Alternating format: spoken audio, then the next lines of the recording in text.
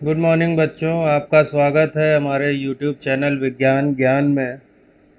यहाँ विज्ञान की इस कक्षा 9 की कक्षा में पिछली कक्षा के काम को आगे बढ़ाते हुए हम लोग आज गति विषयक द्वितीय समीकरण का निगमन पढ़ेंगे।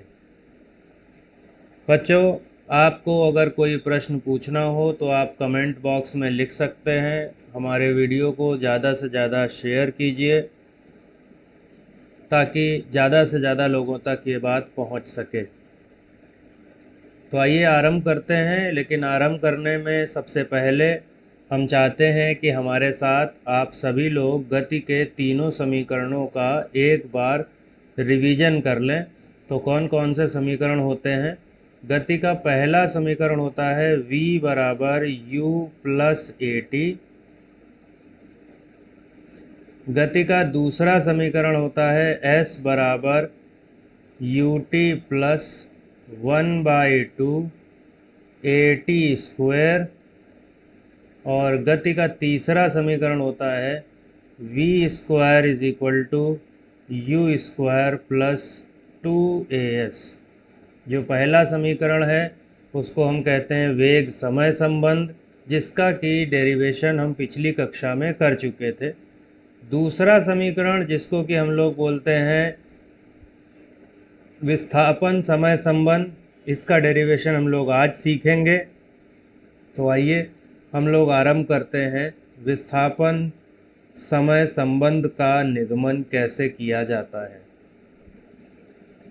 बच्चों, सबसे पहले हम लोग क्या करेंगे, यहाँ पर एक ऐसे गति का उदाहरण लेंगे जो कि एक समान वेग एक समान त्वरण से हो रही है, जिसका कुछ प्रारंभिक वेग है।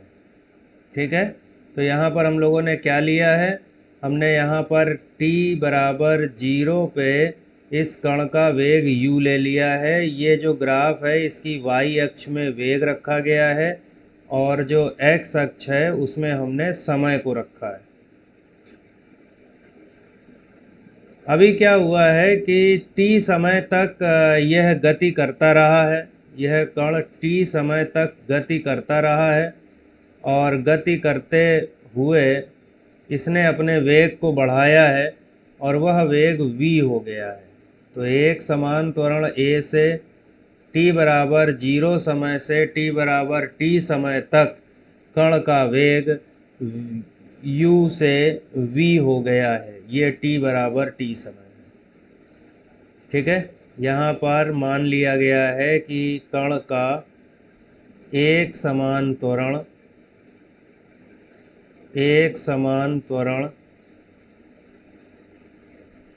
बराबर a मीटर प्रति सेकंड स्क्वायर, जहाँ a अशून्य है, a 0 नहीं है। बच्चों, जब आप इसको कैलकुलेट करेंगे, अब आज के समीकरण में जो हम लोग देख रहे हैं वो है s बराबर u t plus 1/2 a t square. मेरे साथ बोलिए, s बराबर u t plus 1/2 a t square. ये गति का दूसरा समीकरण होता है और यहाँ पर s जो है वो होता है विस्थापन। s क्या चीज़ होती है? s यहाँ पर होता है विस्थापन। ठीक बात है। विस्थापन अब इस वेग समय ग्राफ से कैसे निकालते हैं, ये हम आपको उस ग्राफ वाली कक्षा में एक बार पढ़ा चुके हैं। जिन लोगों ने वो वीडियो नहीं देखा है, वीडियो के अंत में हम आपको लिंक दे देंगे। ग्राफ का परिचय वीडियो का नाम है और उसको ज़रूर देखिएगा। उस वीडियो में हमने आपको बताया है कि वेग समय ग्राफ से, ध्यान दीजिएगा, वेग समय ग्राफ से यदि समय अक्ष पर घेरा हुआ क्षेत्रफल ज्ञात कर लिया जाए, घेरा हुआ क्षेत्रफल ज्ञात कर लिया जाए, तो यह सदैव वस्तु द्वारा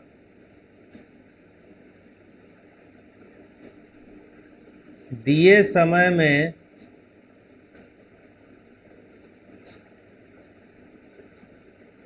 तय किए गए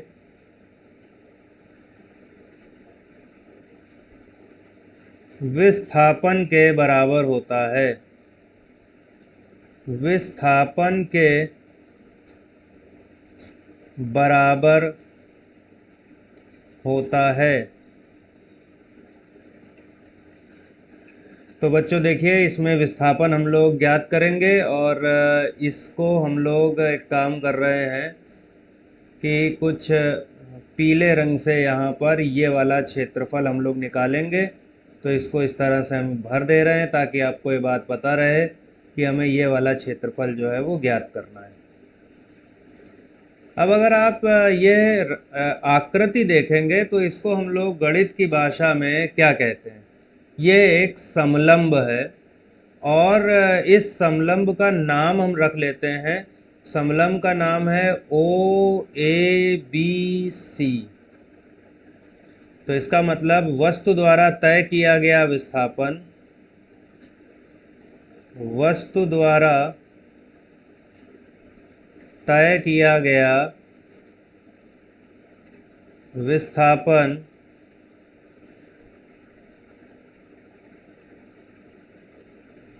S बराबर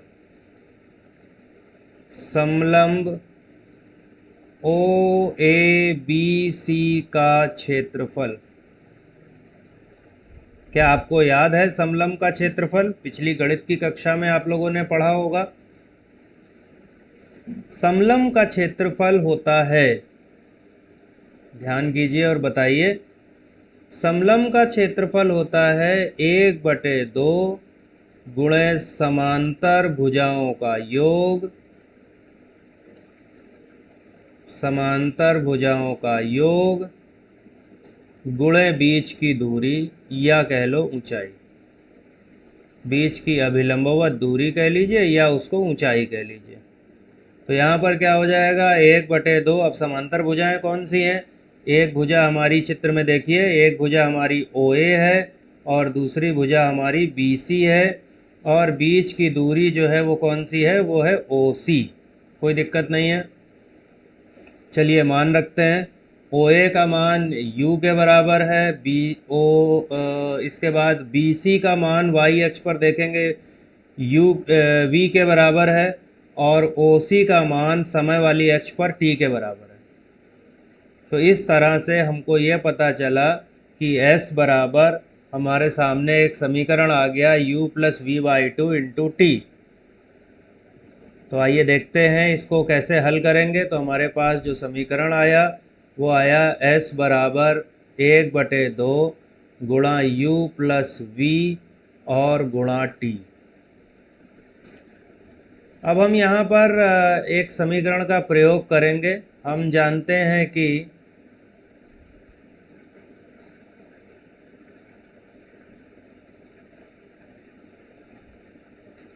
V बराबर U + AT। अब बच्चों एक बात यहाँ पर ये सोचने की है कि हम जानते तो बहुत कुछ है ना, बहुत ज्ञान भरा हुआ है हम लोगों के अंदर, लेकिन इसी समीकरण को हम क्यों पहचाने यहाँ पर? वो इसलिए पहचाने क्योंकि हमारी एक नज़र इस बात पर होनी चाहिए कि हमको डेराइव करना क्या है। हमको डेराइव करना है S बराबर UT + 1/2 AT²।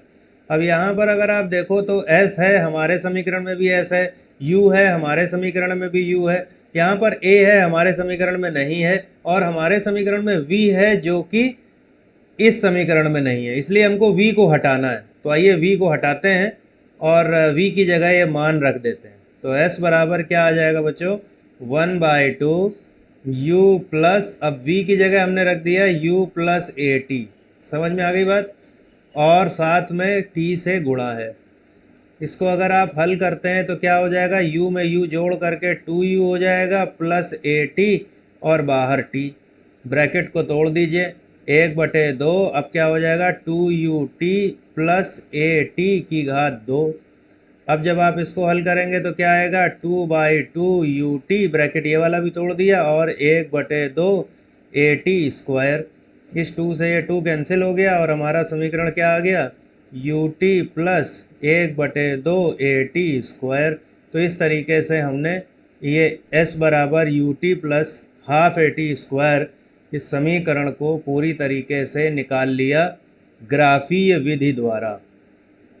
आसान पड़ती है ग्राफीय विधि, लेकिन ग्राफ अगर आता होगा तो अच्छा। एक बात और भी है, अगर भौतिक विज्ञान को अच्छे से पढ़ना है आपको तो ग्राफ सीखना ही पड़ेगा, बिना ग्राफ सीखे कुछ नहीं होने वाला, ये बात ध्यान रखिएगा। तो यहाँ से हमारा गति का दूसरा समीकरण सिद्ध हो गया। बच्चों आज इसकी प्रैक्टिस करेंगे आप लोग अच्छे से, और अगर कोई प्रश्न होगा तो ज़रूर हमसे पूछिएगा। आज की कक्षा में यहीं तक। इसके बाद अगली कक्षा में हम लोग गति के तीसरे समीकरण का निगमन पढ़ेंगे। इसके बाद फिर हम लोग आंकिक प्रश्न भी लगाएंगे इनके। आप इस वीडियो को ध्यान से देखिए, एक बार दो बार अपनी कॉपी पर इसके नोट्स बनाइए, और अगर कोई प्रश्न है तो मैं बार बार कह रहा हूँ कि मुझे कमेंट करके ज़रूर बताएं। आपका दिन शुभ हो। धन्यवाद।